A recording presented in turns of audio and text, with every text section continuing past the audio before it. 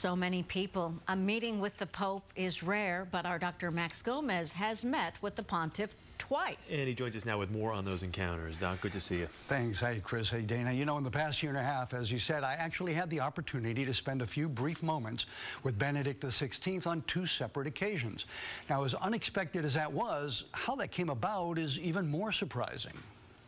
My first meeting with the Pope was a year ago November, right after a small audience with scientists and theologians held in an ornate hall right outside his private apartments. That's me in the front row left. When I met him, he was warm, with a serene air about him and very soft-spoken, beginning to show signs of the physical decline that led to his resignation. The impetus for this meeting was the Vatican's sponsorship of an international stem cell conference, not embryonic, but cells harvested from adults, a new and surprising direction for the Church. It was held in the same hall the Pope confers with the College of Cardinals.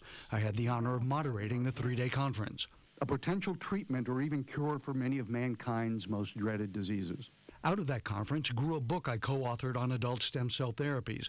Pope Benedict actually wrote an introductory message for the book, which we presented to him this past June.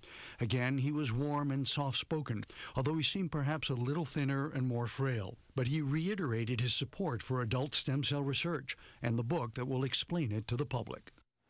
Now, after my last meeting with the Pope, he gave me and my co-authors each a rosary that he blessed. Now, that day he was able to address the gathered faithful in 4 languages, but his attendants were being very protective, conserving Benedict's energy. Weakened, but still giving off an aura of serene holiness that comes from being the Holy Father to more than 1 billion Catholics worldwide. It's pretty amazing. Pretty amazing, Max. Yeah. Getting back to the book, a lot of people might find it surprising that the Church is in favor of some stem cell research. That's right. That's kind of really what was most surprising about how this all came about. They're not in favor of embryonic stem cells. That's still off the table. But adult stem cells that are found in virtually all of our tissues is okay. Plus transformed stem cells, umbilical cord, amniotic fluid, and placental stem cells are also all okay. Now, we were set to meet a 3rd time this April after the next Vatican Stem Cell Conference.